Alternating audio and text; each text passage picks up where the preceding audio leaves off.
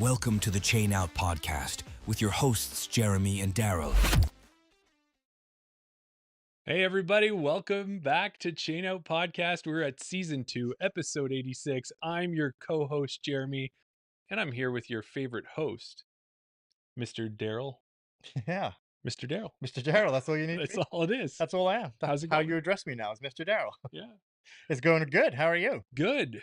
You know, we were talking before the podcast about whether you were the host. You were like, don't do that. Don't call me the host. But we had decided before. No, I think you in the chat had decided. I didn't get in on it, but it might have been Doc, who's I in think, the chat it here, was Doc, yeah. said that whoever had the higher rating after ratings day was the host. Well, ratings day just happened, and neither of us had to change. We didn't get a PDG rated event, did we? So I guess you're still the host. Yeah. So congratulations on month 2 of being the host. Thank you. Yeah. It feels good. Yeah, but we're going to change that, aren't we? We're going to change the ratings. Well, I am this month. I'm going to be changing it right away this weekend. Oh, well, are you? I don't know if it's going to go up or down. Yeah, exactly. But I will be changing it. So this weekend, well, this last, I guess, week and a half, maybe 2 weeks, we've been getting me ready for the Edmonton Open that's happening this weekend. And we've been out at Bailey's. Daryl, I love Bailey's. It's such a good course. It is. It's a fantastic course. You know, Andrew and Calvin have been out there trying to make it better and better. They make it better every year for the next tournament that comes along. Yeah, they do.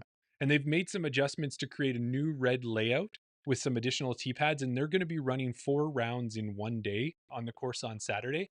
And I think those red tee pads are really going to help with that. It's going to maybe speed up some of the play time for the majority of the divisions that are in the AMs and the kind of the different pros and stuff. Yeah. Yeah, so that's good. And I think the other thing that's pretty exciting for a lot of our Chain Out listeners is what they'll be able to see is some people that maybe they've seen on the podcast in real life if they go. In person. Yes. Yeah. If you go out there, you're going to be looking at probably seeing Casey Hannemeyer. He's going to be out there. Coda Postma we've had on, Jeremy Gauthier, Tristan and Gabe Piska, Gavin Beamish, Kristen Swirls, Amber Chason. Oh, yeah. And Zoe Lorenz Boza are all going to be out there this weekend. Now, is that everybody that's going to be out there? Well, that's just the pro division. Yeah, that's true. Yeah. Yeah, I think you were saying because Tim Plamanen will be out there. He's been on the show how many times? Friend of the show, Mark Thompson, he'll be out there as well. Yeah, so there's lots of people that we know. So if you aren't playing the event, you should head down because they really work to make it an environment where you want to be at with lots of things happening with food vendors, beer gardens, disc sales, different games and events that anybody can join, not just the people who are playing the tournament. So that's pretty cool. Yeah. But one of the things I keep forgetting to bring up on the podcast, and I'm not going to forget for a third week in a row, is that Daryl, Alberta's gotten one of our brick and mortar disc golf stores back, and that's Limber Disc Golf. So down there in Calgary, about a few weeks ago, they reopened. Now Taylor, who was the owner and creator of the first version of Limber, he's still involved in some aspect, but they've kind of got some more investment partners in that have joined up with them. And what was interesting when I was looking at the way they've set it up, it's kind of with a company that is also a ski and snowboard store. Right. So they're working and sharing the space, but they've set it up so that a person for like $500 could actually become a part owner of Limber Disc Golf, and as a result get some discounts. And all right, so if you really believe in a disc golf store and you think it could succeed, you could actually own a piece of it. Yeah, that's pretty cool. Yeah, and if anybody wants more information on that, I could always send you the link. It's out there on the web too if you want to go find it there. Yeah. Well, that's what's been happening in Alberta, but across the pond this weekend was PCS took place in Norway. We said that last week. We only had one Canadian out there representing. That was Sophia Donica. She had a great first and second round, Jeremy. Okay. Third round, it was a little bit tougher for her. She finished tied for 12th. It was in the cash. She still earned $500. Yeah. Going into a tournament and coming out with $500, I think that's usually breaking even by the time we hit the fly marts and everything else that's happening, and maybe buying some beverages and some food and that. Yeah. And then I guess after that, the next thing that is coming up on the Disc Golf Pro Tour will be the Crocol Open. Right. We still have Sophia out there. She's the only Canadian who will be representing. So tune in on this weekend if you got DGN and make sure to cheer her on. I don't know I'm going to think like, she played so well those first 2 rounds of PCS. Yeah. I'm sure she's going to be on coverage at least one of the rounds out at Crokel. Would you think? Oh, I actually think so. Or at least there might be a shot There'll or be two. highlights. Yeah, exactly. For sure. So what about tonight's show? What are we doing tonight? Well, tonight's is all about the BC Open. BC Open recap. We're going to have tournament director Craig Sheather joining us. We may also have Jake from BC Open out there as well. Okay. After that, we're going to be talking to, hopefully, we're going to be talking to FPO winner Taylor Chocek, and also previous guest of the show, MPO winner Noah Higgins. So we're super excited for this. Yeah. And we're always excited about these ones. We did the LTL show a couple weeks ago. And that's where I think we got to be careful sometimes because we get everything lined up the best we can. Right. But it's a two-way street. We are relying on the other half to be here. So as far as we know, we talked also about Rebecca when we missed her there. She was a kind of a 50-50. Yes. As far as we know, everyone's on the show tonight. Yeah. Okay.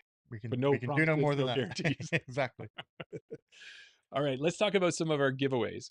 So our Smith Lake Farms giveaway, it's been sent out. It's heading out to Trisha out in Ontario. So I found out from our friend of the show, Andrea Michaud, that we have a lot of friends of the show. We do at this point. Well, when you do 86 plus episodes, you talk to a lot of people.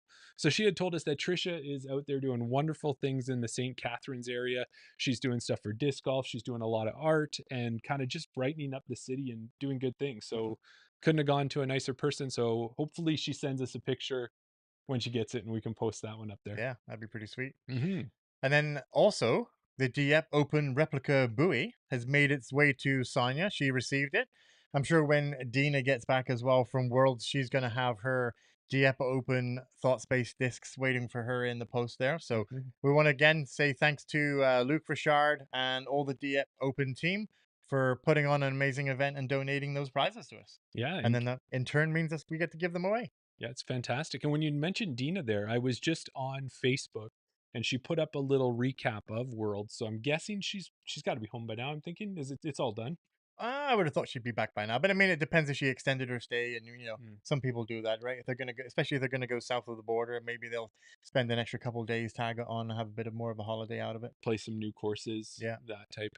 And I know when I saw her post, what she had mentioned was that she was a little disappointed she didn't make it to the final round, right? But she said what that did allow her to do is go out and see some of the pros playing. So she got to watch Owen Scoggins on the last day. She tried to scoot over and see Big Germ as well because he was out there and got some pictures. I think I even saw a picture of her with Ken Climo. Oh, really? Yeah. Okay, I didn't see that one yet. Yeah, so that's awesome. I'll show you that after. Yeah. But we were also talking there before we keep going about courses. Recently with the LTL show, we had Arlen on. Yes. And then before that, a couple weeks earlier, we interviewed Jerry Ann Brownbridge. Yeah. And she was celebrating kind of like a recurrence of her 29th birthday right away. Right. And I've just been watching her posts. They are on a spree. Have you had a couple hours to scroll through? Yeah. It's awesome. I don't even know what number, but I do know some of the number of courses because they're course collectors, right? So some of the courses that they've been playing, they were up to like 293, 294, 295. I've seen 296. Yeah. Yeah. Yeah. And they maybe even 298. And they've been down in the States. So they've been playing, Wyoming was one of the areas I saw. So they're kind of in that south of Alberta, Saskatchewan area. Yeah. But it looks like they're ticking off multiple courses a day. And it must be so much fun. Yeah. Yeah. So that was the giveaways that we had going on. But we still have a current giveaway happening right now. And that's for the Prodigy Fractal A2 with the emerald green foil on it that you can see sparkling there on the screen if you're watching on YouTube. Yeah. And we put that up as a Facebook giveaway. Yeah. So all the other we've done YouTube specific giveaways, we've done Instagram giveaways, we've done multiple kind of giveaways in that regard, but we never did a Facebook only. And I figured it was time to try and grow the Facebook numbers, I guess, members, followers, whatever they're called over on that platform. And you put it out there. Yeah, it's been getting some good traction too. So I think we're up to 330 plus followers on Facebook. So that's catching up as well. It's a good thing too. So thanks for your support there. Right. That contest or giveaway, I guess not contest, it's a giveaway. Yeah. That giveaway is open until July 13th. So you still have lots of time to head over there. And remember, if you're a paid Patreon member, you're automatically entered and you can double dip because you can go over and then enter it on on Facebook as well. And that's what happened with the Chain Out Fantasy League this week. We put those fan votes out. People from Patreon automatically entered, so some people did double up. No, that's awesome. Yeah. And then Chain Out is sponsored this year, and we are happily sponsored. We've got two great sponsors in BR Disc Golf, who is another one of our brick and mortar stores located down in Camrose. And they're also got a big online presence as well. So if you're looking for some discs or other disc golf related gear, you can go over there and use the code CHAINOUT and get yourself 10% off your purchase. Sweet. So that's a good thing. I don't know if you can do that in store. You can definitely do it online. No, you can't do it. You can't do it in store. I think Brendan told us that. Yeah. You can use it in store, but then they'll ship it to you. That's right. There you go. And then if you do need some new clothing, you need a new hat, you just want to look good on the course and feel cool, you can go over to Cardinal Disc Golf, our other sponsor, use the same code, but with a space in there, chain space out, and you'll get 10% off your purchase. Yeah. So, and if you do use those codes, maybe drop us a line and let us know. It's good to know that they're getting used and helping people out. So, Daryl. Yes. Our top of show is just about done. It might go into a little overtime here. Yeah. We'll see how it goes. Keep rolling. But after this episode, what do we got going on? After this episode is going to be our Patreon special. It'll be the Chain Out Fantasy Picks. The Chain Out Podcast Fantasy League. Do we have a crazy acronym for that one? No. Okay. And this week's guest is going to be the person behind the scenes of the chainoutpodcast.com app. Right. Mr. Dylan Froelich himself. Yeah. Yeah. And Dylan has been a long time supporter right from the start of the podcast, right? He's been so he stops in almost every single episode, even if he can only come in and say, "Hey guys, sorry I won't be here for the whole time." Right. He still comes in, drops a comment, and we appreciate his support. So it's going to be great giving him an opportunity. And I think he knows these players probably as well as we do at this point. Would you think? I would think so. A lot of them? Yeah, absolutely. And he's probably, because he does play at a little bit of a higher level than us. He's not playing MA40, that's for sure. Right. So he might have even played with some of these players from time to time, because he dips his toe in MPO, I think, doesn't he? I think he might have done, yeah. It maybe depends on the tournament. So. Yeah. But what you can do if you want to watch that episode live with us and help us and influence our picks, or maybe influence Dylan and help Team Guest get the win, what you can do is go over to Patreon, join up at any level, including free, and you will get a link. Quick question. I don't want to put you on the spot here. Go for it. Is there a link ready to go? For what? The Patreon? Oh, it's already up there. Okay, perfect. It is there. I did it this week. There's always a thing in running a podcast of all the little things that we need to do. And sometimes it's tough to try and get them all. Remember, we keep talking about it. We should build this board. So many, I know. There's so many things that you have to do leading up to an episode.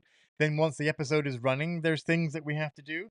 And then even post episode, there's little things that we have to remember to do and upload the audio and whatever else may be, and then put out a post. So there's so many things back to back. You get to the point where one episode finishes and you just finish doing the last few things and you have a couple days and then it's right back into the next episode again. It's not as easy as everybody thinks it is running this podcast, No, not to do it right. That's not for two of sure. us. Well, and then on top of that too, it's like I've tried to think about putting up all the things that we have to do up onto like a poster board or something. Yeah. But I felt it might turn into one of those like spider string boards that you do to solve a murder mystery. It's kind of what it felt like it would do. Yeah. So we're expecting Craig to join us shortly here. And then I think Jake is going to come as well. Jake Elliot with two T's. Two T's. We did a little bit of correction on that. Should be coming to join us as well. Dylan's in the chat. Oh, perfect. Yeah. Perfect. Hey, Dylan. But before we get into that with them, once they come on here, we'll hop right into it. Yeah. But with the BC Open over the weekend, did you get a chance to check much of it out? Like were you keeping an eye on it? Oh yeah, I mean, we that's what we've said. The good thing about so Dylan is going to be our guest, and he says he's got 4 pages printed out. So he's done his research. He knows his players. Yeah, he's going to be ready. But as you said, with the BC Open, one of the things that happens with us is we do the fantasy picks show the week before. Yeah. So we get a chance to really look at who's going to be playing, right. Get a feel for it, talk about it. And then that just gets me so amped and excited for when the event actually happens Yeah. that I'm on PDGA Live. That's exactly it. Yeah. You're on PDGA Live. You're watching the scores. You're seeing who's going up and down. Everything is good. Yeah, it is for sure. So that's good. It looks like we've got a guest. Well, almost. Yes. Yeah. We could. Do you think Looks like we might have a guest now. Okay. Looks like they're ready. All right. Perfect. So now, is it our first guest? Yeah. Okay. So our first guest is a force in the Canadian disc golf scene. He is one of the leaders of Can Disc Golf. And as captain, he took Team Canada to the Whiff Diff tournament in Australia, where they won third place bronze. Yeah. Last year, he won the PDGA Canada Volunteer of the Year award, and he just finished running 2 A-tier tournaments over 2 separate weekends. Join us in welcoming Craig Sheather back to the podcast. Hey, Craig, how are you doing? Gentlemen, good to see you. Good to see you too. Thanks for taking the time to come and join us. It's my pleasure. How can I help? So last time we spoke to you was this time last year when the BC Open wrapped up last year. Yeah. And Yeah, it's been a hard while. to hard to believe it's been a year already there. And we kind of, when we were looking at it, Craig, last year's event, it was held 3 days over 1 weekend with 457 registered players. Last year's was Canada's biggest disc golf tournament, and it got so big that this year it looks like you made some changes. So tell us a little bit about what the changes you made for this year's tournament and why you guys chose to do that. Well, at the end of the day, I think every successful tournament has to choose about whether it wants to serve everybody the same way or serve people differently. And I believe that, if you go and look at some of the biggest events in the world, pros and AMs need different things. Mm-hmm. And so this was us making a decision to be able to provide AMs a different experience to the pros. Okay. And an opportunity for the amateur players to make a commitment to a pro event and the pros to making a commitment to the AM event. Yeah. You know what? You say that, and when I hear it, it does make sense because we do a lot of different things for AMs than we do for pros. If you just take it down to the way prizing works out, where you kind of have a players pack for the amateur side of things, and you have a prize dollar amount for the pros to win. So, what other types of different things did you guys think about when you were trying to cater an event to the AMs versus to the pros? Let's talk about rules. Okay. In AMs, we talk about it in an educational way, like teaching. Right. Mm-hmm. When it comes to the pros, it's like, these are the rules, you know it. Yeah. You got to follow it. Yeah. Yeah. So in a case like that, when it came to the pro tournament, did you expect that the pros did you have a conversation with them ahead of time saying that we want you guys to be more diligent about calling rules, or did you have people walking the course kind of keeping an eye on that, or how did you treat that differently? Well, you can't treat the rules differently, but it's when the rules have to be interpreted and applied. It's a different way of speaking and talking to the player. Okay. Like sometimes when you're talking to an MA2, they just don't know, right? Yeah. Yeah. So Yeah. if you approach them like the way you would be approaching a pro, then the experience for the player goes down. Yeah. Right. Yeah. That's a fair point. Yeah, it's already I'm learning stuff here, Daryl. It makes a lot of sense, right? Yeah. When And I guess you got an MA3 or an MA4 player and this is their first tournament. and we you going to yell at them all day long, or are you going to educate them? We've experienced it, right? Yeah. There's always, sometimes they'll pick a disc up, they won't mark and things like that.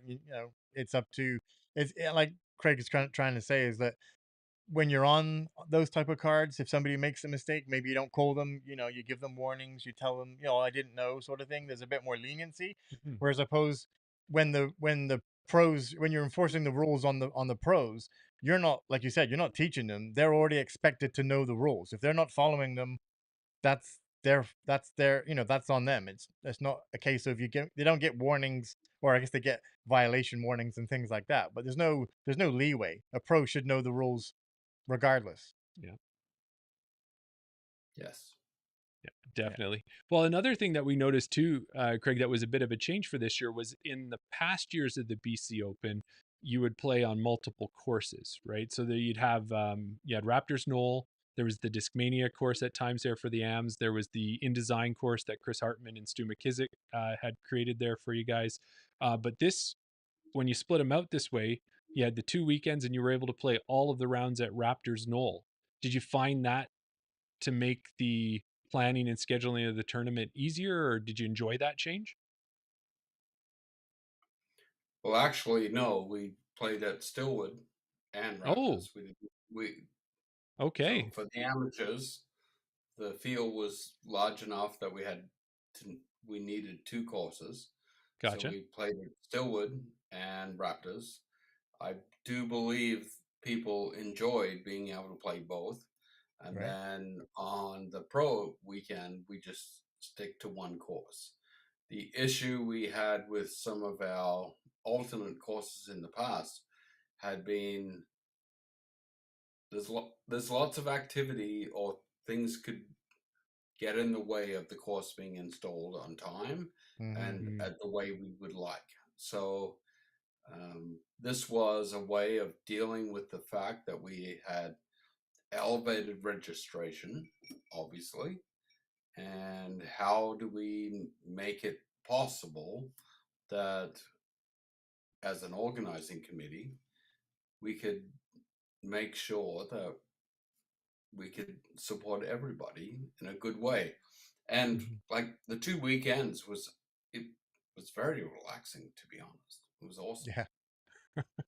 Well, that leads right into that question that we were going to ask you was for this is probably one of the first times we've seen it in our few years of experience happening the way it has. So for tournament directors who are wondering if they should split a larger tournament into 2 weekends, was it more work, less work? You said it's a little relaxing. It felt a little easier than having all of that jam packed into one weekend? Well, it's not a new concept. Like there are tournaments Right. everywhere that will do an AM and a pro weekend. We just don't see it up in And Canada though. well, at some point you do. We do now, that's for Now we do. sure. Yeah. No, that's Yeah. fantastic. Yeah, and what we think about it is one of the tournaments that's really big here out in Alberta is Falcon's Flight. Like that tournament fills up in minutes, and you got a lot of people who end up on the outside of it, feeling a little upset that they're not in it, they're not getting a chance to do it. So I'm wondering if a tournament like that would be a good candidate for that 2 weekend style.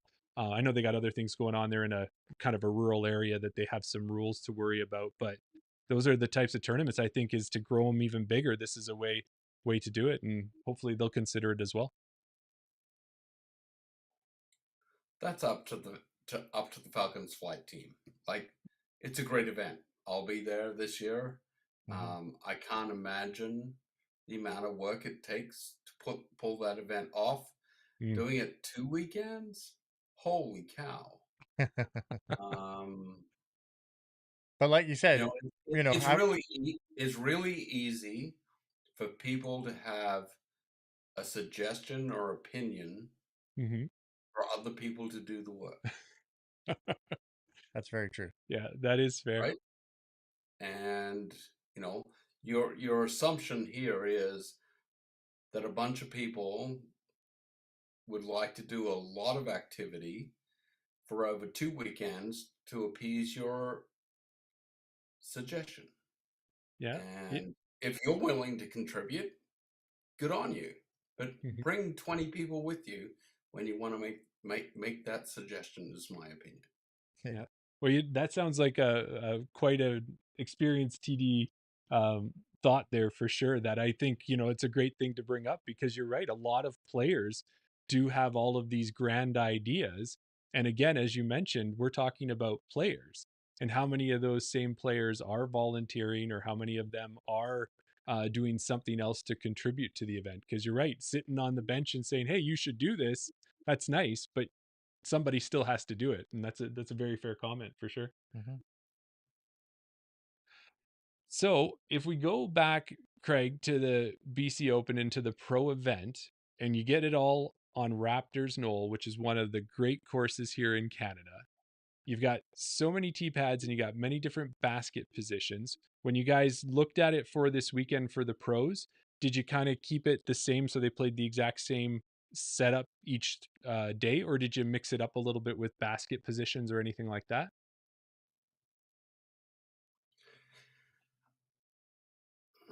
So we had some consult, and we realized that if people are going to come in to play a tournament, if you move the course around for 3 days, puts a financial burden on them, because they have to come in earlier to be able to understand all the changes to the course. So actually we said no. We said we're going to play one course the same way 3 days, which means you only have to practice it once. Right. Right. Yeah, it Like, would give them that chance. Like the idea that, oh my God, I'm going to play 3 courses in 3 days. Basically, if you're taking it seriously, it's 100% 100% more expense. You have hotel, accommodation, right? Travel. Yeah. Like, give these people a chance. If they're going to come in, give them one course, 3 days, 4 days, 5 days, 1 day, whatever. Like, don't burden them.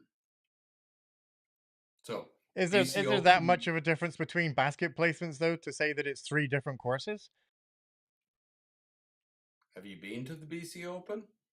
No, not yet. no, that's what I'm asking. Yeah, I know from courses that I've played with multiple basket locations, there isn't Yeah, that much of a difference between the baskets. But you're saying that Raptors know that if you move a basket, it can be a totally different course, yeah, it right? is. Yeah.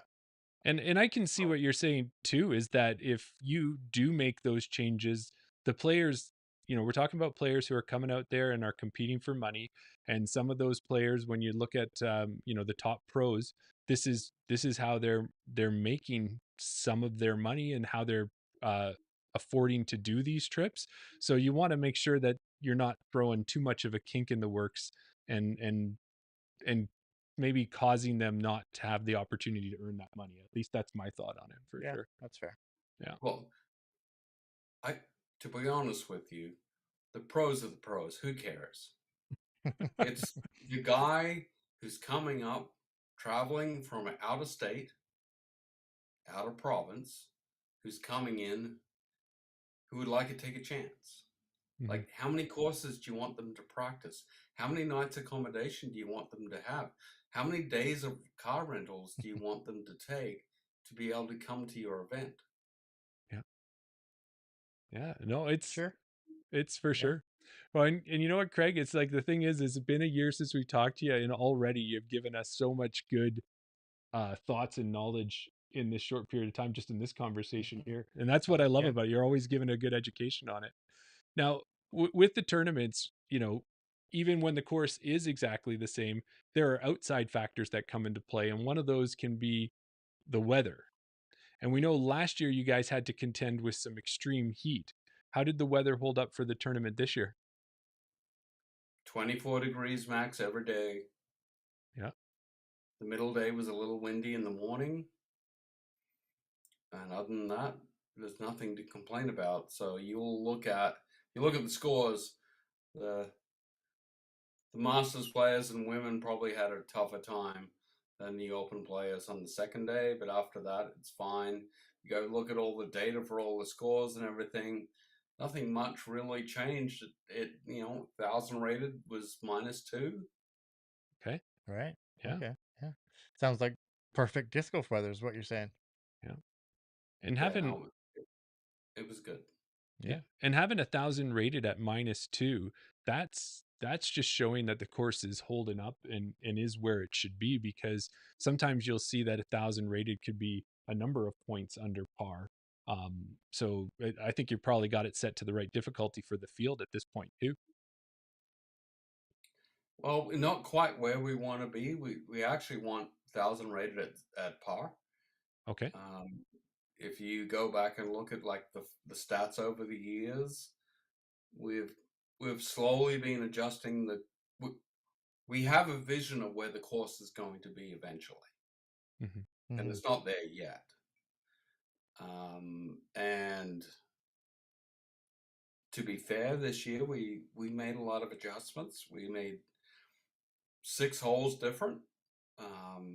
It probably was the thing that people talked about most. Right. And it took the average score down by 2 strokes. So, like, in the past, it's been playing 1,000 rated been playing about -4, -5. Now it's -2. But the thing that I'm most happy about is that if you go and look at player data, is the diversity of scores per hole. Okay. And so I don't think this is talked about as much. But yeah, if you want to increase a player's experience emotionally, you want them to get a bogey and a birdie on every hole. Right. Yeah. And walk away from that. And that, as a TD, is not about creating the hardest course possible. It's right. creating a course that creates the best player experience possible. And for me, the way I understand the pleasure of disc golf is like, please me and hurt me. I know that's probably not a great way to talk about it, but it's like hole 7, the last hole at Raptors this year at the BC Open, which was traditional BC hole 17, created havoc for people in a way that it had never had before. And there were Okay. people who loved it and people who hated it. And the next day, the people who hated it loved it, and the people who loved it hated it the second day. There you go. Yeah. No, it makes a lot of sense because, like you say, just getting par on every hole and everybody's taking par, maybe 1 or 2 birdies, 1 or 2 bogeys. That's not fun to watch, and I'm sure it's not fun to play either.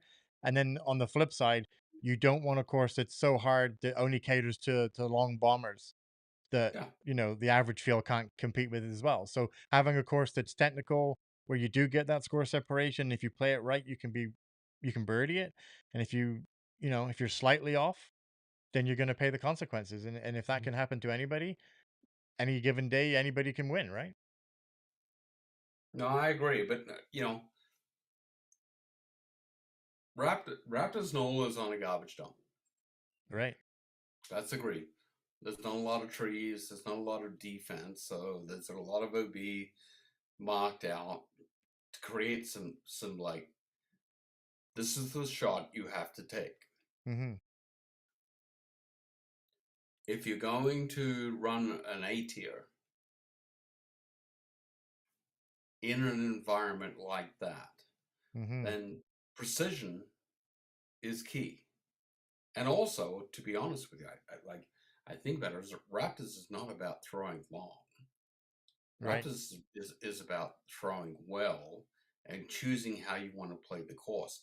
And I think that's if I think about InDesign, which is Chris and Stu, the the the devil inside that they created was, oh my God, you should be able to eat this thing apart. Right. But why didn't I? Right. Yeah. Yeah. Well, and Craig, you brought it up there too, is that there was that bit of a change to the course where it wasn't played in the traditional 1 to 18. Um, and it sounds like it did. So I think you might have answered this question, but sometimes maybe just changing where a player starts on a course and where they end without making maybe a significant change can actually adjust how that excitement level happens and how things happen at the end. Is that what you did find this weekend? Well, yeah, I mean, the talk of the prep for this event was that I changed the starting hole to 18, and then we went 1, 2, 3, and Mm-hmm. I adjusted 1 and 2, and like we wanted to create a different starting experience and a different finishing experience for the players for the BC Open, which Mm-hmm. meant we changed the order of the holes that they played. And in the data, when you look at it, it's profound how different the results were. And I believe that at the end of the day, what we've created is a better player experience. Right. Right. And I'm so happy with the adjustments we made. And we made 6 adjustments like on an 18-hole course to adjust 6 holes to be able to change a different way of playing it was a significant risk. But we do have an end goal. Like next year is the 20th um, BC Open ever to be held. And, you know, we have 6 more to come. That, like, it's a story that we're playing out. We didn't want to do it all straight away. Okay. Right. And for like what we do for next year for the 20th, I think will be the most technically difficult and interesting event that players have ever had coming to the BC Open. Oh, that's exciting. Yeah. And we'll tell you, we've got Taylor Chocek coming on the show right after you, and she's in the green room waiting. So I'm sure she's hearing this as we speak, probably getting excited just hearing about it. And we got Noah coming on as well. So it's going to be good to hear what they say about some of those changes and how it worked for them. But what we wanted to do, Craig, for a couple quick more questions for you, was one of the things we see, and it looks like you might be wearing them, is that this year we got sponsored by Cardinal Disc Golf with the podcast, and we're happy that it looks like you worked with them this year with the jerseys for the players and that. How was that experience, and how was it received? Did everybody feel pretty happy about the jerseys this year? Well, it'd be kind to say that the players are very excited about the jerseys. They Okay, enjoyed them. okay, good, good. That's good. I know we like But what we've got. So yeah. What is not so kind is the $3,300 tariff we had to take on no, to accept Mm, those jerseys over the U.S. border. yeah, and I guess that's something that we all got to keep in yeah. mind. I think that it's outside of Cardinal, and Yeah, I think it's one of those things that we're dealing with on a daily basis of anything that we're bringing across the border. So yeah, I hear you though. yeah, for sure. Well, another thing too there, Craig, is we did see a chance there. We were talking about Jake and mentioned him earlier in the show. It was really nice, and I like what you guys did this year, where you got Jake to take on the social media side of the BC Open, and he was able to do the filming and get us a lot of coverage. Because as we know, up in Canada, we don't have a lot of live coverage. We get some post produced, and it's good quality post produced. But it was great. Anything we could see, we really enjoyed it more than just doing the PDGA live. So good choice on that, on getting Jake to take part and be putting that out there for us. No, it was. I've been talking about it for a couple of years. That day of is so much better than 6 months later, Mm-hmm. Hmm. and I had a lot of conversations with Jake about um, so some of the activities that I had seen by Kingsley Flat out of Australia, which I really appreciated in the sense of kind of told a story about how things were going on. And like I asked Jake to do something really different from what his usual activities were um, as a professional commentator in sports, and he stepped forward, and I really, really think he did an awesome job. I don't remember the last time I saw 60 plus posts out of a disc golf tournament in Canada on Instagram. Yeah, no, it was good, and it was great too. And we'll get to it with Noah there, and we'll talk about the big playoff finish there too. But yeah, we do have Taylor in the waiting room, so I just want to give you one more question here before we let you go.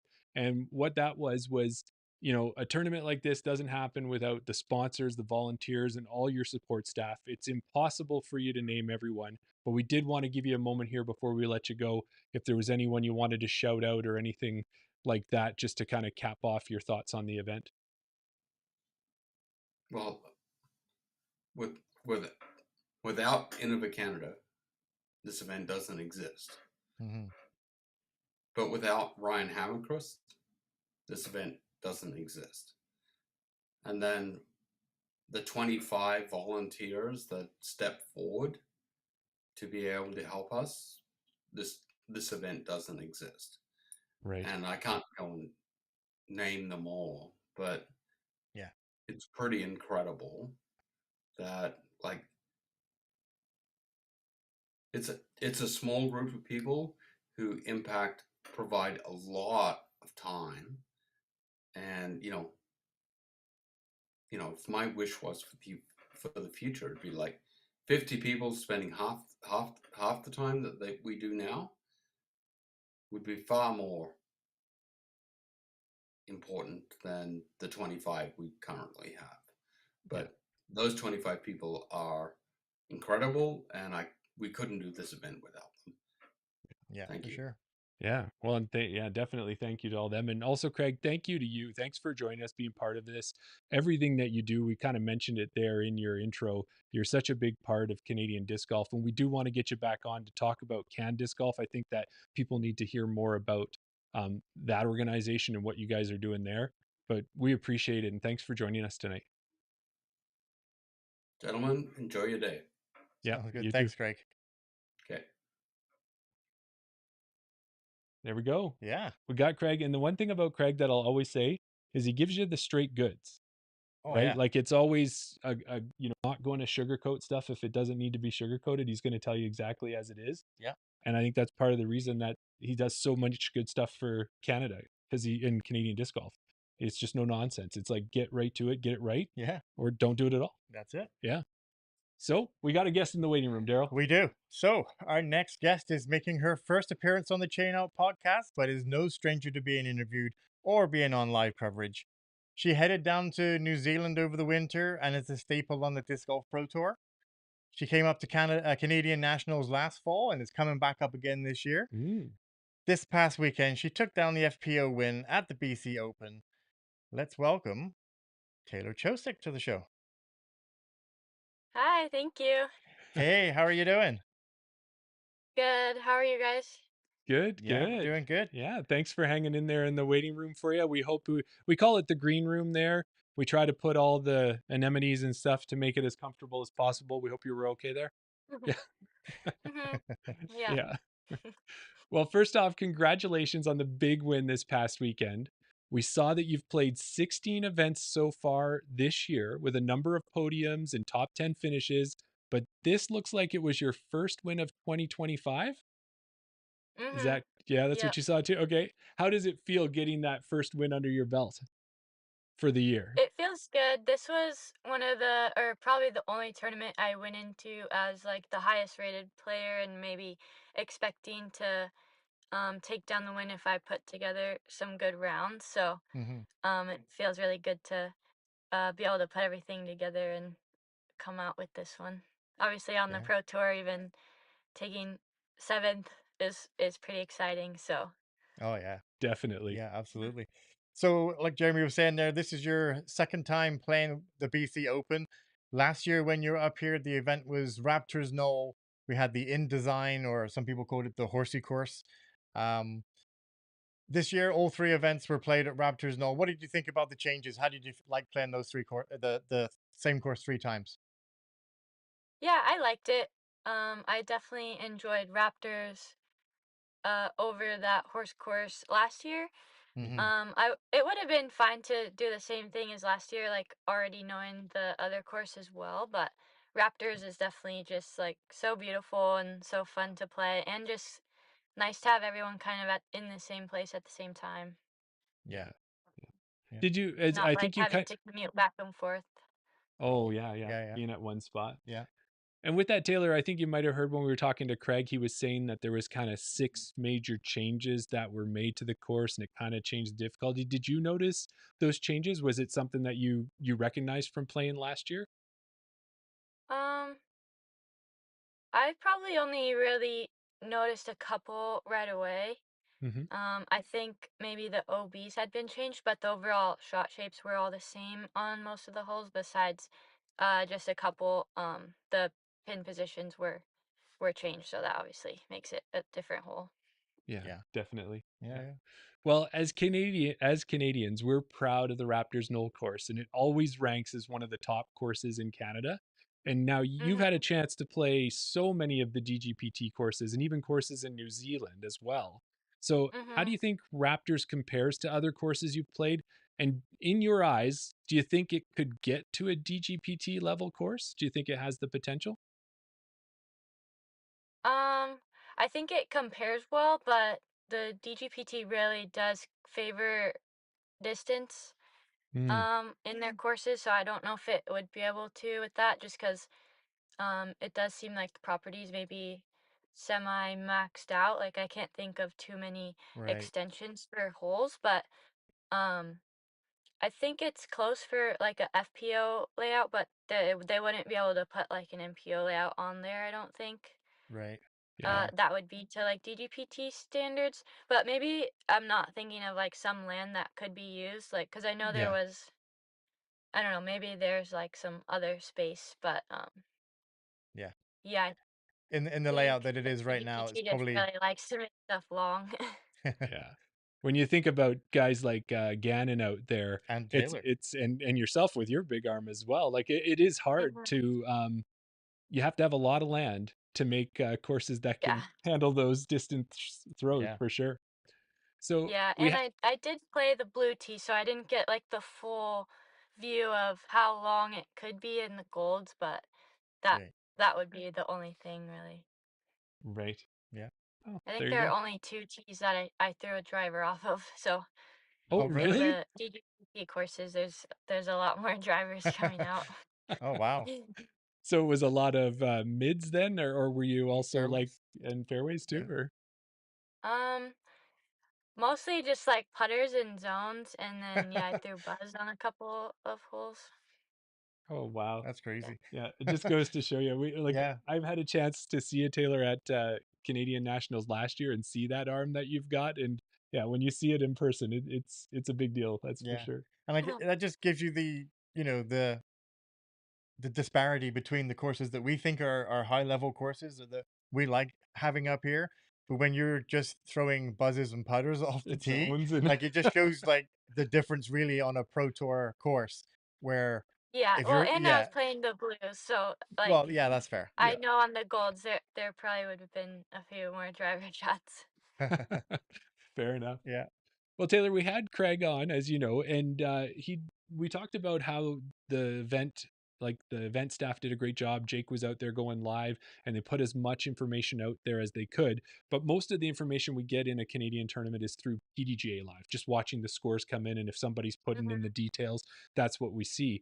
But we'd like to do a quick recap of your rounds and get some of your thoughts, just so that us and our listeners can get a better idea of how your tournament went over the weekend. So Mhm. if I start with round one, both you and Chandler Ray had good rounds and were the only 2 players to shoot under par that first day. You shot a pretty Mhm. clean -4 round, it looked like, which had you in the lead by 1 stroke. Did your first round go according to your plan, and how did you feel about it?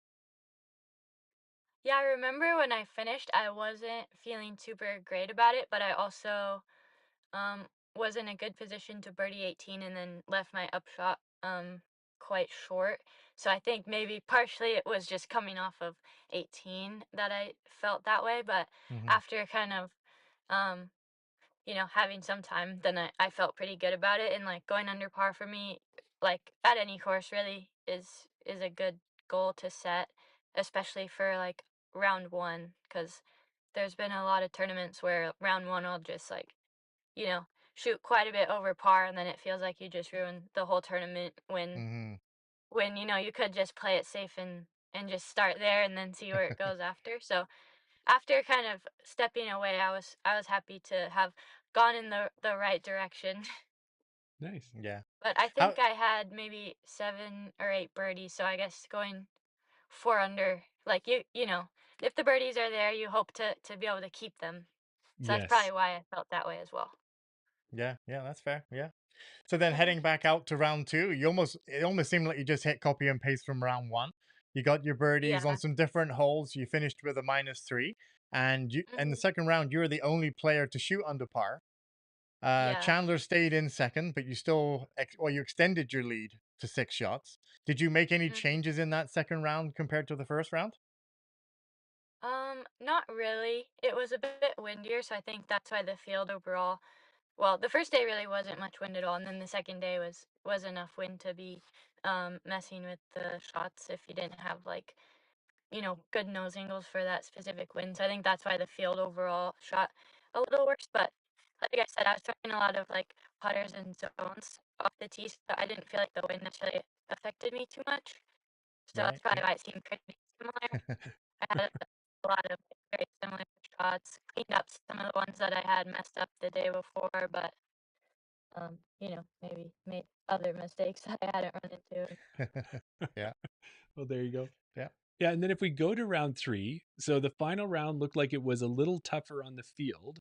You managed to shoot the Hmm. hot round again, but it was at a +2, and it took you to -5 overall and gave you the win by 7 strokes over second place. What was different about round three that kind of pushed the scores up a little higher from your thoughts? Um, Not thinking about my round, like if I'm just thinking as the field for the field as a whole, I would say probably just knowing that there was only a few cash spots, so people probably feel like, oh, I either need to shoot good and move up or die trying kind of thing. So that's Right. probably why the field shot a bit higher. I noticed that maybe in the men as well, it was like, you just want to try and move up spots, so that you either move up or you move down, like you're just playing a little more aggressive, perhaps. Right. Um, for me, I knew going into the round that I would have to shoot pretty poorly to lose the lead, and I started off not doing super hot and just like my throws were feeling off. So I went into the round wanting to put together a really good score, like 7 or 8 birdies and not letting too many of them go kind of thing, but Yeah. um kind of had to move into damage control. It felt like on my end, just a lot of missed shots and not controlling my angles very well for the decisions I was making.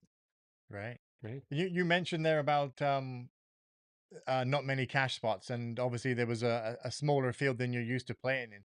Is it more difficult playing in a smaller field, or do you feel like, like you said before, it was a tournament that you felt like you could win? So with it being a smaller field, did that make it a little bit easier?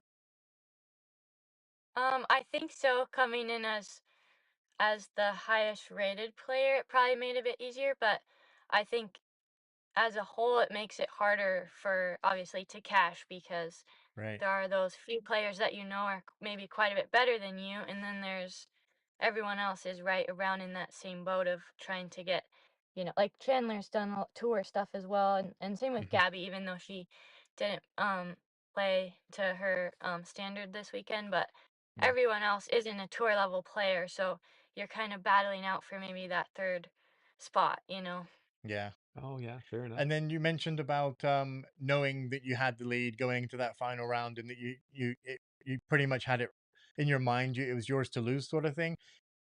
Typically, are you somebody who watches scorecards? Like, did you look at the score through the weekend on the final round just to see to make sure that you still had the lead, Um, or are you not one that watches scorecards normally? I don't usually look too much. I don't have like a superstition about it, I would say. Yeah. Like I know some players do, but I looked a few times. But it's usually not a surprise. I'm pretty good at counting even if I'm not trying to.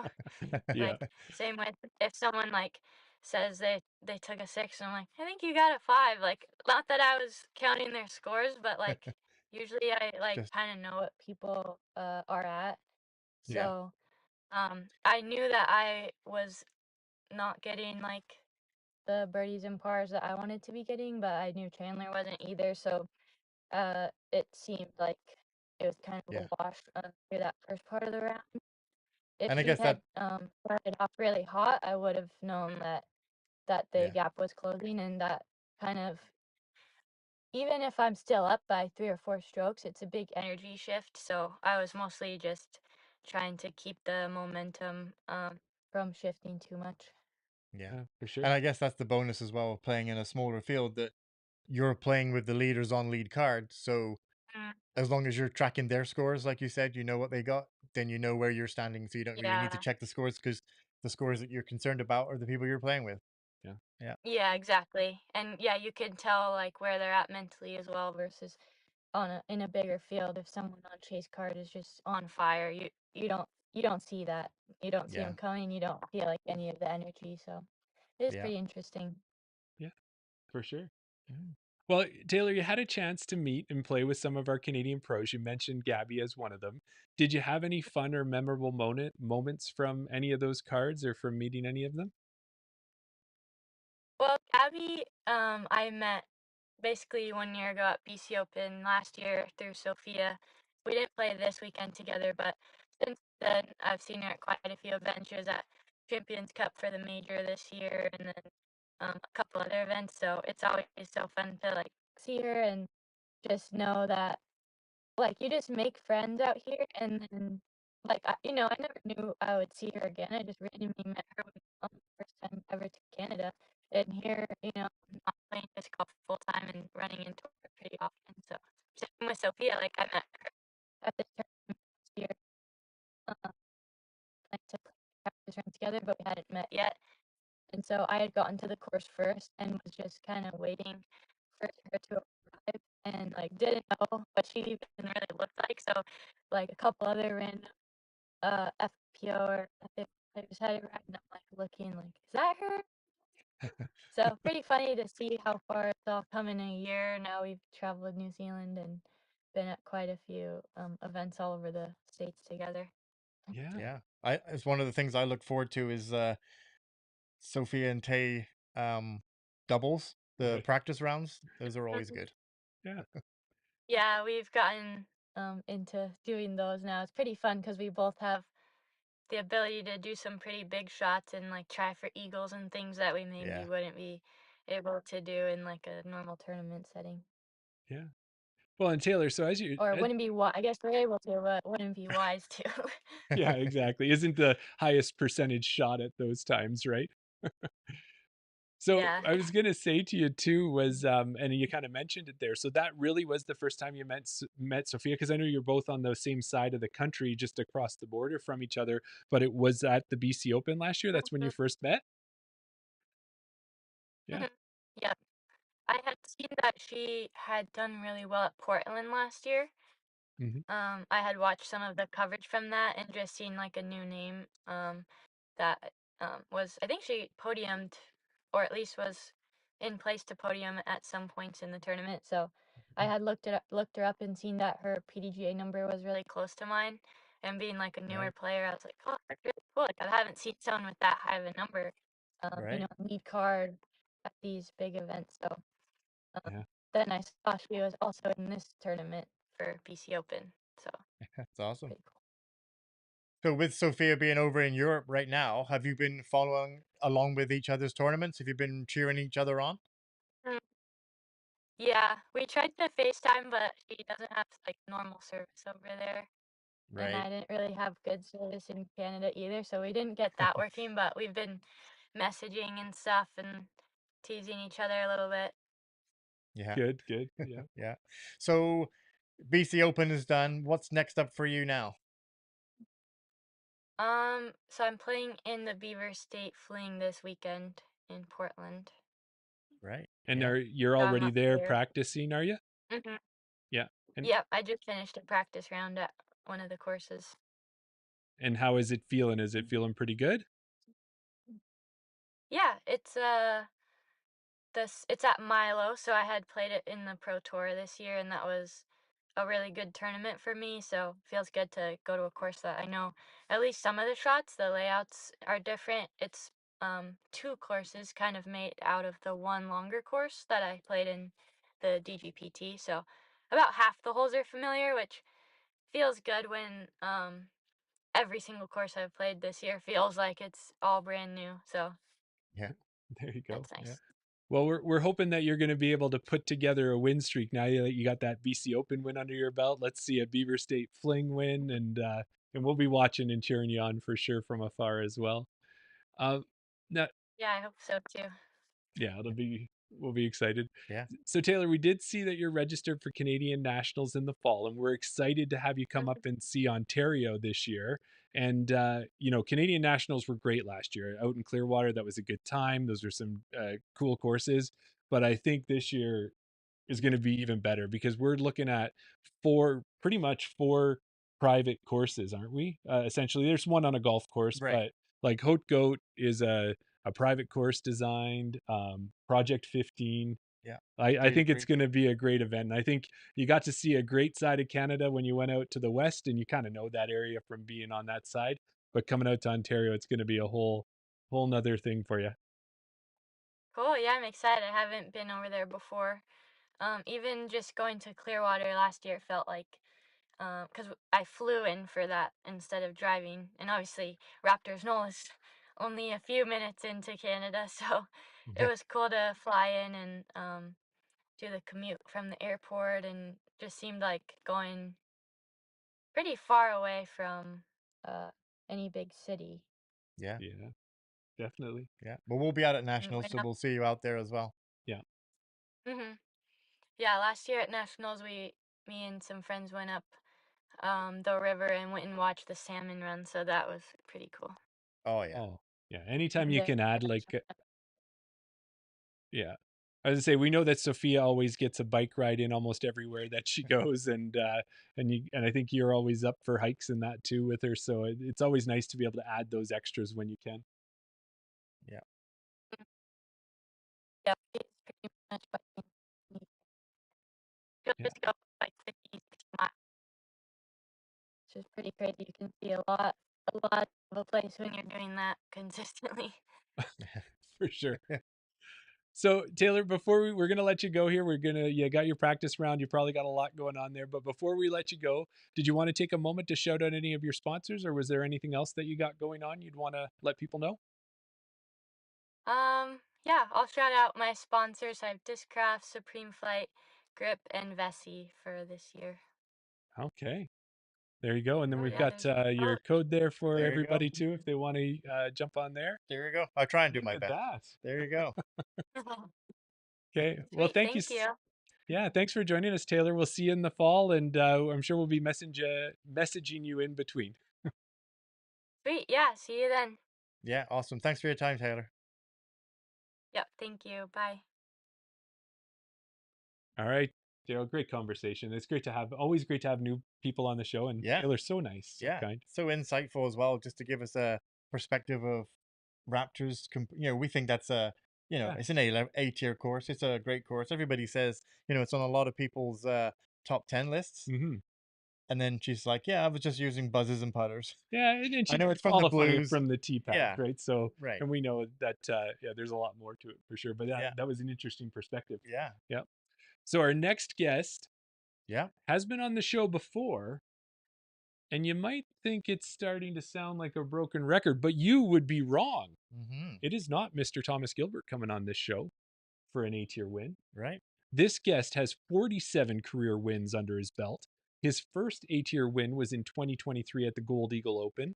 This past weekend, he earned his second A-tier win in an epic playoff battle that I can't wait to hear about at the BC Open. From Lethbridge, Alberta, join us in welcoming Noah Higgins back to the show. How's it Hey, going, there he guys? is. Hey, good. How are you, Noah? I'm great, man. Yeah. I can only imagine what high you're riding right now. Definitely. It's starting to feel real, and it's been a few days, but I'd say the first 24 hours after that happened, it was kind of took me a while to come back to earth. Yeah. Right. We know that you drove yourself from you guys drove from BC Langley area up to Kamloops, and then you hit Kelowna along the way from your post there. Did it feel that you were just kind of floating on a cloud and not really driving with the Pretty mood you much. would have been in? Yeah. When I went to Kelowna, my brother Colton lives in Kelowna, so that's why I was there. I went there to spend a night with Colton, and yeah, I did a 3.5 hour drive, way faster than I should have, and just blasted like gangster rap music the whole time. Being honest. And I was just like all the windows down, sunroof open. Yeah. It was definitely a fun drive. And didn't stop smiling the whole way there. Yeah. Pretty much. I look like I do right now. There you go. Awesome. Yeah. Well, no, we know that you've been working hard and you've been grinding out there for the past year because you've had some things go on and you're getting yourself right back to peak disc golf form. Is it safe to say that after this weekend and this win, you kind of feel you are where you want to be and your game is where you've been wanting to get it to? This weekend definitely is a huge confidence boost, and it's definitely a big step in the stepping stones to get there. I wouldn't say I'm completely satisfied with where I'm at in my disc golf career. Okay. But that's not to underestimate the importance and whatnot of this win. This win was by far the biggest, like you guys said when you introduced me. And just hoping to ride the momentum and keep it going, and just make myself a better player from it. Yeah, that's awesome. So when we were doing some deep dive, as Jeremy likes to do, it looks like the last time you played the BC Open was in 2022. What brought you back to the tournament this year, and how much had the tournament changed from what you can remember since the last time you played? Well, last time we went, so I went by myself. Like this whole trip, I've been by myself, staying at people's houses and stuff. Rebecca's been at home. Last time I brought Rebecca and Arthur, the dog, and we hauled our RV all the way out there. Right. I don't know. I think I was somewhere in the 30s. Like I got like 32nd place or something that week. Did not play good. Really struggled with the course. Had a great time. It's an unbelievable property. This year there wasn't really anything that was close, that was significant that I was going to miss if I went. Right. And also the fact that this year I didn't really have any big trips planned kind of allowed me to be like, hey, let's do it. And I just took my truck and I drove from Lethbridge to Langley on one tank of gas and got all the way out there, and then stayed with Stuart McKissick. So obviously that saved me a bunch of money, and it really wasn't much different than like going to a tournament in Edmonton or anything like that. Just more time away from home, right? And 13-hour drive in one day is a little tough, but yeah, that is a big drive. It's nice to do in the summer for sure. It's much better to do it at this time of year. So it's a gorgeous drive. I went straight north from Lethbridge to Calgary, and then over through like Banff and Canmore and Revelstoke and Golden, all the way pretty much to the coast. So it was a gorgeous drive. Yeah. It's a long drive to do, but it's a nice drive to do in a nice big truck. Yeah. Yeah, definitely. Makes it a bit easier. I don't know if you guys, my mom, you probably saw it at Spring Runoff. My mom has a little tiny Fiat 500, and right. I considered taking it, but I thought better of myself for the spaciousness of the truck is going to be amazing, and B, if I get into an accident in that Fiat, my odds of survival are significantly lower. Right. Yes. I'm not super worried about getting into an accident, but I guess just an excuse to take my own truck. Yeah. No. I guess you could put your bag on the passenger seat and that'd be your airbag. Yeah. Exactly. Yeah, exactly. Well, I think I'm sitting about 2 feet from the front bumper and about 3 feet from the rear bumper when I'm driving that car. So. Right. And I think probably in the truck too, running those tunes in the speakers Yeah, you got a little more power behind you for that That too. truck has a pretty sweet sound system. Yeah. I definitely put it to the test this weekend. Yeah. Oh, that's awesome. Well, Noah, you had quite the tournament this weekend, and we put together a bit of a recap from what we could see on the PDGA results page. And we'd love it if you could help walk us through each round. So we'll give you a little bit of what we've got here, and then we'll ask you a question to help fill out some of the gaps there for us. Okay. So when we look at round one, you're on the lead card to start with Thomas Gilbert, Scott Withers, and Carver Whitford. You score 6 birdies, 2 bogeys, and you finish with a -4. And that seems pretty darn good. But many of the other players were also finding ways to score on the course, and your -4 had you tied for 10th and 5 strokes back from the lead. How did you feel about your first round, and what were your thoughts when you saw Thomas drop a -9 on that first day? Yeah, well, truthfully, I came into BC Open thinking that top 10 would be a good finish. So after the first round, I wasn't too disappointed. Like I shot it was like a 10-14 rated round, which is slightly above average for me. I definitely didn't feel like I shredded the course. I was a little bit nervous to start the round. Like my very first tee shot of the round, I early released and threw OB left.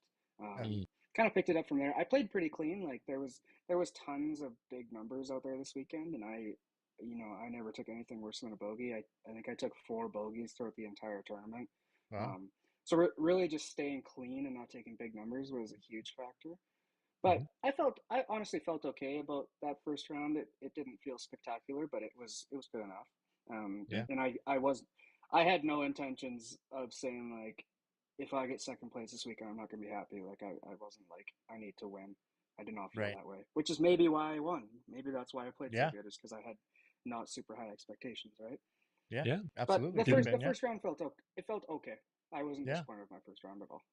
Right.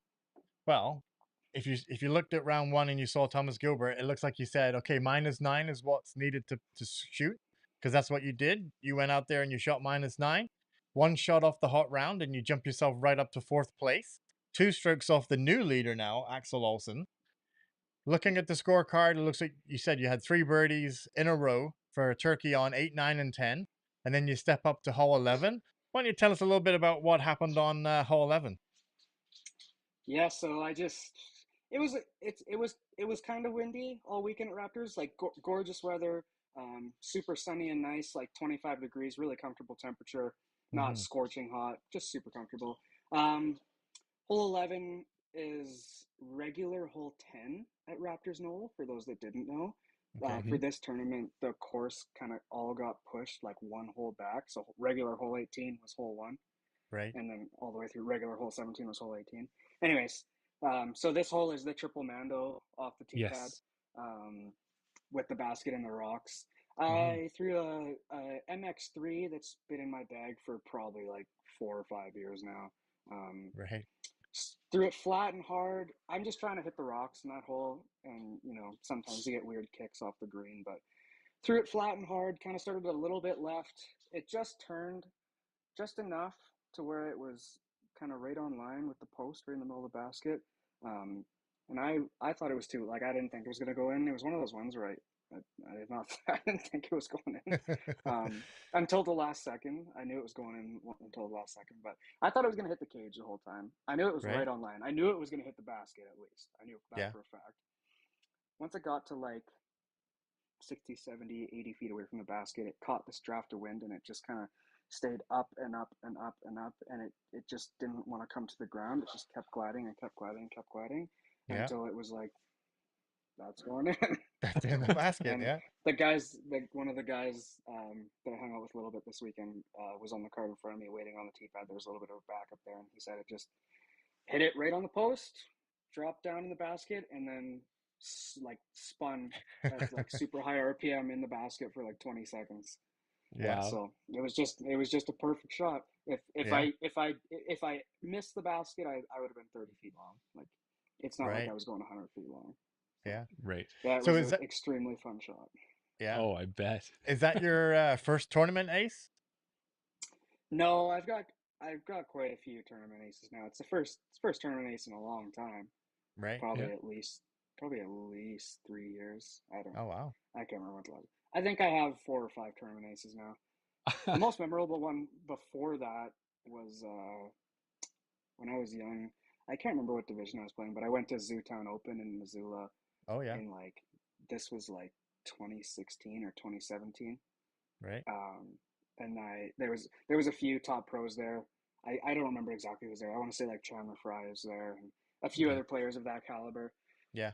And I hit a super nice like tunnel shot, really downhill hole ace. That disc is actually still in my bag to this day, believe it or not. Wow. And yeah, I hit this ace, and at the awards ceremony, they called up my name. I was like, I would have been like 13 or 14. And That's awesome. I was the only ace of the whole tournament, and I got to come up in front of like 100 people at the awards ceremony and get that. So maybe that's why I remember that so well. That actually, I'm talking too much about this. I'm going to deep dive into it. It's all good. But it just came to mind. By far, my most memorable tournament ace was at Junior Worlds in 2017. Okay. I needed to make the cut to make the semifinals. I was a few strokes back, and I had Paige Pierce and Zach Melton behind me watching. And I turned around and I said to them, "Well, I just need to go ace, ace, ace, and I'll make the cut line." And I stepped up on that tee pad and I threw that disc in from like, it was probably like a 330-foot hole, like kind of the same distance as the one I got at Raptors this weekend. And I still have that disc. It's signed by Paige Pierce on my wall. It's signed by her, and it's got like a little note and about what I said and how cool it was, and same from Zach Melton. Yeah. Oh wow. Yeah, that's awesome. That was probably by far my most memorable tournament ace and most meaningful. And I ended up making the cut line with that ace. There you go. Okay. And it's funny because this ace I got this weekend in the end won me the tournament. So sometimes you just need that one shot, right? Yeah, you do. You just need to put it out there in the universe, say what's going to happen, and it'll happen. Yeah. Yeah. Apparently. Yeah. Yeah. So what happened when you got it? Did you just run it down? Did you stop and cheer? Did you shout? Did you just, were you acting all cool? I probably had a dozen, maybe 20 people behind me watching, and I just turned around like, oh! Is it more surprised than anything? Yeah. Oh, I was so surprised. I mean, I was coming off like 4 birdies or something like that, and I was just focused on finishing up. I knew I had a good round going. I was just focused on finishing solid, and I was super in the zone. I wasn't really playing loose, and I wasn't like calling it or like had my hands in the air like that's going in, that's going in. Yeah. And then it went in, and it was just like, it was weird because in the back of my mind I knew it was going in, but as soon as it went in, it was still just like such a shock. Right. Yeah. And I just turned around and was like, and everyone was screaming and yelling and high-fiving me, and then everyone else threw, and then I walked up and got it after everyone else threw. I know that feeling of throwing a disc and it's heading to the basket and you're like, this is going in, but for guys like us, when it actually glides past the basket, you realize it was 50 feet short and it never had a chance of going in. Right. Oh, me too, man. Don't worry. I've been there before where I'm like, that's so in. That's and then it. I get up there and I'm like 60 feet short. Like, like it didn't have a chance. No. Not even close. And as Noah's saying there too, it's kind of one of those things is that your eyes know what's happening, but it's taking some time for your brain to actually understand what your eyes just saw. And maybe that's it. it. Hey, just take a second to process what's happening. Yeah, exactly. Yeah, just a fun, super memorable moment for sure. Yeah, it makes a great round two for sure. And if we move on to round 3, so you head over there, you're on lead card. You got 3 Americans on the card. You got Scott Withers, Axel Olsen, and Colin Bryant playing there with you. And right away, you start with a turkey, getting 3 birdies in a row. But Colin is right there with you. Back on chase card, Thomas is making a strong push. You're staying ahead of Thomas, but you're not closing the gap on Colin right away until holes 14 and 15, where you get 2 more birdies and you catch up to Colin. Holes 16 and 17, you both get pars. So you're all tied up and you're walking into hole 18. Take it from there for us and tell us kind of what's your mindset on hole 18 and everything that happened afterwards when you know you're on the tee and you're tied. Yeah. So, I mean, I really knew that no discredit to Thomas. Thomas is, one of the best players, if not the best player in Canada. We were both 2 strokes ahead of him going in. I wasn't I wasn't worried about it. Mm-hmm. I knew that worst case scenario I was going to take second place in this tournament. I just, I maybe I'm crazy. It's possible that I could have taken a 6 in that hole. It's totally possible, but I certainly was not thinking that, and certainly didn't feel that way. Yeah. But I just walked up to Colin. Colin is 17 years old, like unbelievable kid, super well spoken. His dad is awesome. Some really good 17-year-old players are a little bit, for lack of better words, bratty. Yeah. If that makes sense. Oh yeah. Colin is not like that at all. Colin is super humble, super well spoken. Anyways, so we did this. We put in the scores for 17, and I think we were both at 23 under, and then Scott and Thomas were 21 under. So I knew it was going to be either Colin or I. I just walked up to him. I said, "Bro, like, whatever happens, this has been a great battle. Like, I'll remember this for a long time." And he totally said the same thing back. Kind of shook hands, and then it was right back to focused and just being ready to go. I had the box on hole 18. Actually, I think Scott did, but if we're talking just Colin and I went first. Yes. Right. Hole 18, which is regular hole 17 at Raptors Knoll, is a par 4 kind of up to the top of the hill that flattens out, and there's OB lining both sides of the fairway. The fairway is only probably like 60, 70 feet wide the whole time, and the OB really pinches in close around the basket. Mm-hmm. There's 2 trees that there's a gap you got to shoot through. I kind of hyzer a little bit too much early released, and I caught the branches on the far right side of the left tree. Like, I only missed the gap by probably a foot or 2. Mm-hmm. But I caught the branches. It slowed it down significantly. It took most of the power off of it, but it got through. It faded out left. It was really close to being out of bounds. I was in bounds by probably 5 feet. But I was probably less than 300 feet off tee box. Mm-hmm. Colin steps up and pipes his drive right to the top of the hill, perfectly in the middle of the fairway. He's like 300 feet to the basket, probably, maybe less. Well, I know he threw a driver, so he had to be more. He had to be like 350. Mm-hmm. I was like, Colin's such a good player, and he's been playing so good all day, and he's been putting so good that I just knew he was going to get up and down. Like, there's a 95% chance he's going to get up and down. Mm-hmm. So I was like, well, it's make or break now. Like, really, the worst I can do here is a bogey. I wasn't really thinking about second place. All I was thinking about was winning, truthfully, at that point. Yeah. But I threw this huge. I got the crowd to move over because they were lying on the left side of the fairway, and I was like, I'm going to throw it right over your heads if you guys wouldn't just mind kind of backing up a few feet into the long grass. Yeah. Threw this big turnover, like trying to flex it way into the green. I was probably like 450 feet from the basket uphill. I had to throw as hard as I could. Okay. I overcooked it. I went OB right. So at this point, I'm pretty bummed. I just lost tournament. Like, it's over. Because now that I went OB, Colin has to pull out a putter, throw it 200 feet, and then jump putt up to the green and tap in. Mm-hmm. I saw Colin's Instagram post. He said his dad told him to pull out a mid-ranger putter and just lay up. And he said something like, so I just decided I was going to pull out a driver. And I pulled out a driver. And, maybe this is truthfully, this is the 17-year-old in him, I guess, coming out. Right. Yeah. But he pulled out a driver. He tried to go for the green. I don't really know why, but I'm not going to question it. He pulled it right. He hit a tree that was out of bounds. If he never hit that tree, he probably would have got all the way back in bounds. Right. But he hit this tree that was out of bounds and dropped straight down. Okay.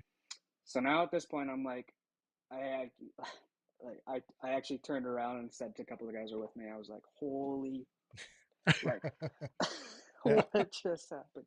Yeah. So now I have the advantage because he went OB like 60 feet behind where I did. Right. So he put his fourth shot to about 25 feet. I stepped up. I threw 400 into the green. I hit the pin, parked it. So he has to make a 25-footer now to push the playoff. He's such a good putter. I had no doubt he was going to make that putt, and he did. So he makes that putt. I tap in. We go to the playoff. I can walk through the playoff. I'll try and go, try not to take forever to explain it. But yeah, no, as best you can. We're loving it though. Yeah. Like that's totally. such a great explanation for sure. Yeah, totally. Hole 1, which is regular hole 18 at Raptors Knoll. It's the one that's on the rock. They flipped the coin. I won the coin flip. I elected for Colin to go first because there's some easy OB to get into on that hole, and if he went OB first, then I could just play it extremely safe and take the easy win. Mm-hmm. He put his drive to about 25 feet, pin high right, putting straight at OB. He throws a forehand on that hole. There's OB along the left side. I throw a backhand straight putter, and I just the last thing on earth I want to do is throw it OB left. So I overcommitted to it a little bit. I put it in the circle, but barely. I was like a foot inside the circle on the pin high right. So I was about 5 feet behind his disc. We were both putting straight at the OB. I made the circle's edge putt. He stepped up and made his 25-footer. So then we go to the next hole. Now he's got the box because in the playoff you flip-flop tee box order. Right. He goes, sorry, I have the box now. I got it mixed up because he went first in the last hole. Now I have the box. I went first. I threw a perfect drive. This is now regular hole one at Raptors Knoll. Probably about 400 and something feet, 430 feet, maybe right in the middle of the fairway. Yeah. He early releases hyzers out OB left. So now I'm like, it's over. I did it. He puts his third shot from about, if I had to guess, like 375 feet. I think he threw a mid-range. He put it to about 40 feet short. I stepped up. I just had to throw like a 275-foot dead straight putter down the hill right at the basket. I early released. I hit the towers on the left for the people that know Raptors Knoll. Yep. Yeah. So then I jump putted up. I didn't try to make. I had like a 100-foot jump putt. Didn't try to make it because I still knew he had to make a 40-footer. Put it right under the basket. Colin steps up and he makes his 40-footer. Yeah. And then I tap in. We go to the next hole. The next hole is a par 4 that goes like into the trees on the right with the OB all around the green. Yeah. Right. He goes first. He's got a great forehand. He threw a forehand on that par 4 to about 40 feet. Okay. Wow. So I'm like, oh my gosh, like what do I do? Because I had never even tried. Like I don't have that kind of forehand. I had never tried like turning a backhand through that gap into the green. My play was always lay up to the corner and then throw a putter in. So I went up to the gallery and I asked them how far away he was, and I got mixed reviews. I got anywhere from like 30 to 50 feet. So I knew he was outside the circle. If he was parked or like 20 feet or maybe even just inside the circle, I would have had no choice but to go for it. But knowing he was about 40 feet, I laid up to the corner. I threw my upshot into the green to about 20 feet inbounds. He hit the cage on his eagle putt. I made my 20-footer. So now we're going to the 4th playoff hole. Wow. Yeah, it was just a crazy battle, man. So now I have the box. Now we're on the hole that's like the basket's up on the knoll and the basket's in the tire. Yes. I throw a straight putter straight at the basket on that hole. I don't take like the outside lines. There's kind of a gap in the middle of the trees. I landed like kind of right by the basket, dead flat, perfect, skidded to like 15, 20 feet long. He throws the forehand left side, and he kind of faded. He early released a little bit, maybe just threw a little too nose up or something, and faded early right down the knoll on the right side to about 40, 45 feet. He splashed out like low left side on the putt, and then I stepped up and I tapped in my 17-foot putt, and I won. There you go. Yeah. I thought it's we kind were of the extended version, but I mean, I thought I want that at every tournament. I thought we were in Edmonton, but just for a few minutes there, I felt like I was in BC at Raptors Knoll, just standing right there. Like that was awesome. Hell yeah, man. Sweet. Oh yeah. Well, I guess I could talk about it all day. No, well, no, you've earned that right. Yeah. And Thanks, it's amazing, like, it's getting that win is one thing, but doing it in that fashion and having like that intense every hole matters sudden death and keeping it together that whole time, because and then the up and down of him going out of bounds and then Colin going out of bounds, being right back in it again, and my proudest moment by far in that playoff was conceding to lay up on the 3rd hole when he was 40 feet away for eagle, and just sticking to my game.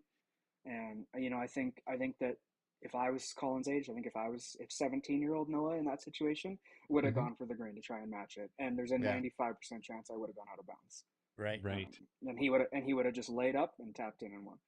And just to stick to my game plan and concede to laying up to the corner, and having it work, and then winning on the next hole. It's just super proud of myself for that, man.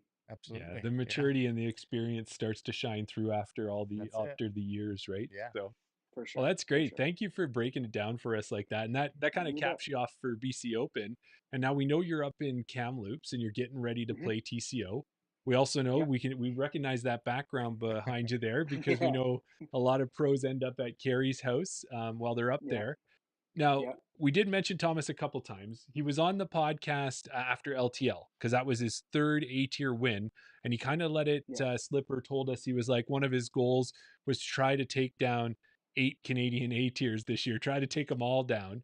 Has he said anything to you yet about you taking one of those wins off his checklist? Have you guys ribbed each other a little bit? No?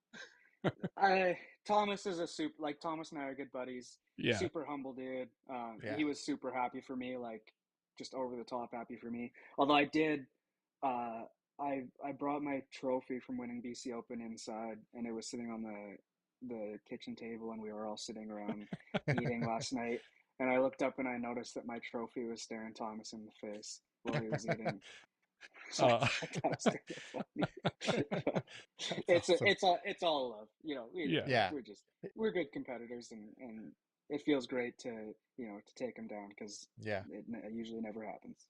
So. And not to single people out or anything like that, but I'm sure he was just happy that another Canadian won and it didn't go back. For sure. You know, nobody from south of the border won, so yeah, totally. Yeah, it was. That's the other thing I guess I forgot to mention was I knew I was the only Canadian on that final round lead card, and it's not Canadian Nationals, but it's one of the biggest tournaments in the country, and it definitely kind of felt like I had the weight of the country on my shoulders. So to pull it off, that made it feel even better that I was the only Canadian on the card.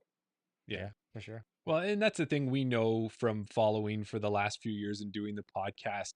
Thomas, yourself, Casey, Max, like all you guys are good buddies and you're good friends. And, you know, as much as you're competing against each other, you're out there supporting each other too. So that's why we were just curious if you guys gave each other a few pokes here and there and joked with each other a bit. But not at all. You know, it's one of those things like if like you said, Max, Casey, Thomas, whoever, if we're coming down the stretch, you know, really tight in a tournament, you probably, if you didn't know, you probably wouldn't even know that we knew each other. Right. You know, we just got the poker face on and we're so focused. But the second the final putt goes in, it's all love and support, and you know, we're all stoked for each other. We're trying to beat each other, but at the end of the day, we're all happy for each other for whatever happens. Yeah, absolutely. So we mentioned you're out there at Carey's house. You're playing TCO next. Have you had a chance to practice Rose Hill and Dick Hart yet? How are the courses looking? Yeah, so I'm actually not playing Dick Hart. I'm playing Rose Hill and MacArthur Island. Oh, okay, yeah. Yes. I think Dick Hart is being used for the tournament, but I think it's being used for the AMs or maybe some of the lower pro divisions or something. So for MPO, round 1 and 2 is at Rose Hill, and the final round is at MacArthur Island. Okay. I played 2 rounds at Rose Hill so far, and I actually got back, like, I hopped on this podcast about 5 minutes after I got home from Mac Island. I went and practiced with Ben Loggins. He was in town for his kid's soccer tournament, so we went and played together. So that was fun. Right. Yeah. Mac Island, well, both, you know, I haven't played here for a couple of years, and both the courses are quite different. I mean, Mac is like 80% the same, but there's a few holes that are quite different. Rose Hill has been completely redesigned since I was here last. Yeah. So that's exciting. And so much money put into it too. Hey, like it's got so many upgrades since probably the last time you were there. Yeah. Yeah. I mean, Carrie told me, I'm not going to say it because I have no idea if the number is public or not, but Carrie told me how much the city put into Rose Hill for this, and it was an astonishing amount of money. Right. Oh, for sure. Yeah. Yeah. We've heard about it too. We may have mentioned it, but just in case we wasn't meant to, we won't mention it again. I have no idea if I'm supposed to say it or not. No. Yeah, no, that's fine. Well, you know, the one thing we're excited about is having Rose Hill back in that tournament because I got to play it a couple years ago. The last time it was in there, that was I played the Thunder Toss, Noah. That was my first tournament I'd ever played. And then I went out and played TCO, and I got to understand what a big tournament was like. It was like one of these huge, like, Thunder Toss is great. It's a great little local tournament, right? It's nice it's done that way. And then I got to see what Carrie did, and I had no idea what I was getting into. And it was just, she planned such an amazing event, her and Chad and everybody who supports it up there. So yeah, you're gonna you're gonna have a good time when you're there. She is an amazing tournament director, one of the best in Canada, and she puts her all into it, and she's extremely passionate about what she does. And you can tell just by the way she talks about it, she feels deeply about what she's saying. And yeah, Carrie is just can't say enough good things about Carrie. She's amazing. Yeah, for sure. For sure. Yeah. Yeah. Well, before we let you go, Noah, we've had you on for a while. We want to respect your time. Before we let you go, is there any sponsors you want to shout out or anything else you have going on? Yeah, just Prodigy Disc. It's funny actually. I won the Escape Sports Open a couple weeks ago in Saskatoon, and I stepped up to do my like winner speech, and I said, "Hey, yeah, thanks for coming on. I just want to thank my sponsors, Prodigy Disc, and that's it." Because I am. This is the first time in years where I haven't had more than one sponsor, so it's just a force to have it. Yeah. I made everyone laugh, but it was a little embarrassing. Yeah, Oh, there you go. no, that's Yeah. you know what? If you keep playing the way you are, they're going to be coming fast and furious before you know it. So Yeah, you'll have your choice. Yeah. yeah. So That'd be a good have a problem to great have. turn. Yeah, a great problem. So Noah, have a great tournament out there this weekend. And you know what? We Thank you like very to much. talk to the MPO winners of the A tier. So maybe we'll be chatting again right away next week. Let's plan it right now. There Okay, you go. perfect. We'll book you in. All right, man. Awesome. All Thanks, right. Noah. Have Thanks a for good your one, time. guys. Yeah, Thank you you. too. Yeah. Thanks. Bye-bye. See ya. Daryl, I love these recap shows. Yeah, and it's so good. I mean, as much as we like talking to the usual suspects, if you want to put it that way, it's always a good episode when we get to speak to new people. I mean, not that Noah's new to the podcast; he's been on before, but we haven't spoken to Craig in over a year. Yes. I always want to call her Taylor. First time on the podcast. Noah, a great. The way that he broke down that playoff and shot for shot. I don't know if I could remember what shots I threw last weekend. Oh, yeah. Let alone the pressure of that, that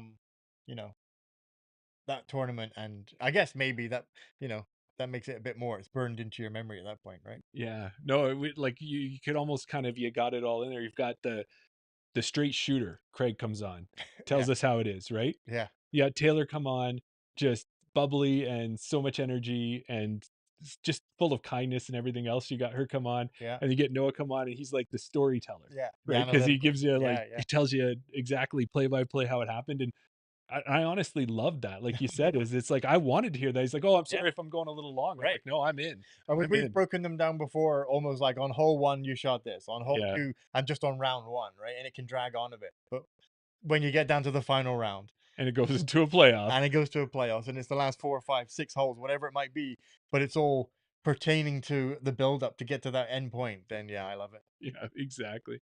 So we're at the end of the show. We made it there. Take a break.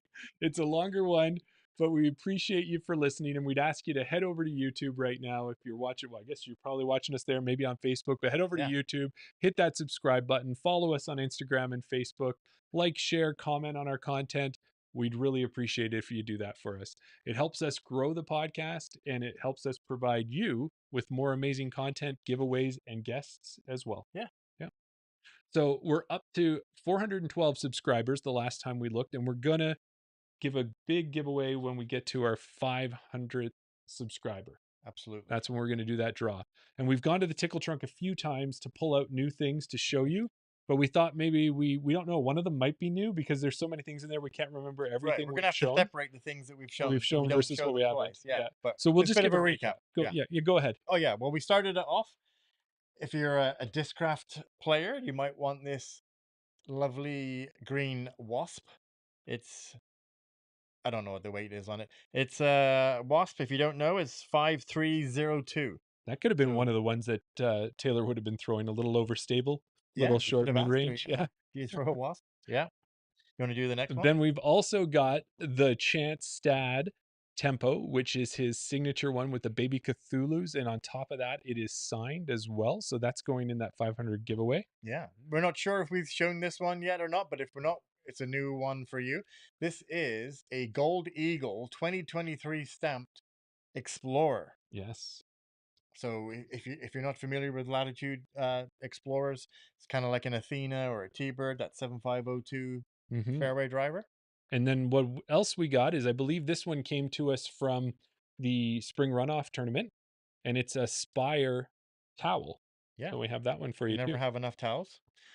And then the last thing that we showed, I think we showed this last week maybe, is a custom, one of a kind, but maybe there's like 4 or 5 of them out there. But Yeah. the only one that's left at the moment is a custom wooden chain out mini, courtesy of Redhead Woodworking. Yeah. So thanks to Kevin Topping for that one. Yeah. And there will be more, but we thought we'd just give you a look at what's going to happen. So help us get to 500, and that one. That's not even half of what we've got stocked up so far. No, we were talking about, do we save some of it for other giveaways? We don't even know. No, it's got to be bigger than the 300. Yeah, and the 300 was big enough. That was a bag of 4 or 5 discs, towel, everything was in that one. So we can only imagine what the 500 is going to be like. Yeah.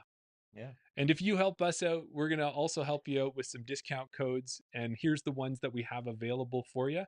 So as we mentioned at the top of the show, we have the code CHAINOUT that you can use at BR Disc Golf, and you can get 10% off there. Put a space between the two words and use it at Cardinal Disc Golf. Get yourself 10% off there. And then if you use the code COP15, you can use that at Goat Towel and get yourself one of the greatest of all towels and get 15% off there. And then use Chain Out at Chains, the disc golf board game, and you'll get 25% off your board game purchase. There you go. And if you do use the codes as we say, let us know. We always want to hear that they're getting good use. And now if you want to support us further, because you've done all the follows, you've done all the subscribes, head over to our Patreon and you can join us at any level, and you can support us there. If you do pick a paid option, you can get into our contests with an extra entry for free. And if you want to go to our link tree, you could always do a one-time support and just buy us a beer. We like our beer. There you go. Yeah. And we always like to thank our Patreon members. We appreciate you. And as we said, you're always automatically entered into our contests. And coming up next, Daryl, what do we got going on after this episode? We have the Chain Out Podcast Fantasy League TCO Open Weekend. Mm-hmm. We're going to have a special guest on. We're going to have Dylan Froelich, creator, kind of coder, man behind the scenes of the chainoutpodcast.com app. He'll be joining us. Head over right now. Help us out. Make our picks. Help us make our picks. Not help us make our picks, but help us. If you're there live, you can. Right? Yeah, exactly. Get involved. And if not, head over to chainoutpodcast.com to make your own picks. Yes. And then compete with us, because we're just about to do our first giveaway. And it's not going to matter what your score is. It's just, did you participate? You'll get a chance to be part of that first giveaway on the Chain Out podcast, I think we said. Daryl's looking at me that it might not be the way it is. So we'll flesh that out a little more before we go further. All right. Sounds good. So, if I was at Raptors Knoll, okay, if it was coming down to a playoff, if I was playing in the MP40 division. Ooh, you've upped up. Yeah. Jumped up. And I, if I was in Noah's position on hole 3, would I lay up to the corner? Probably. I don't think I'd have the arm to get there. But from that corner, I'm going to run it. You are? I'm running that. Because you know what I'm like for circle 2 putts. Yes, I do. I've seen a few of them. Exactly. I'm going to be taking my 0, because I love a 0. Yes. Yeah. From circle 2, I'm going to channel my inner Nate Sexton. Yep. He's taught me how to straddle putt. This is quite the straddle putt. Yeah. You know what it's like. Yeah. Going to go down into a deep lunge. I'm going to maybe spin the disc a few times, channel the inner Nate Sexton. Right. All the weight is going to be on me. This is for the title. Going to half the way down, power that putt out. It's going to flip out of my hand. It's going to spin. It's going to go all the way to the basket. But because it's a 0, and because Nate Sexton told me how to do it, you know what that putter is not going to do. It could never. Of course it wouldn't. Chain out. Thanks, everybody. We'll see you over on YouTube, on Patreon shortly.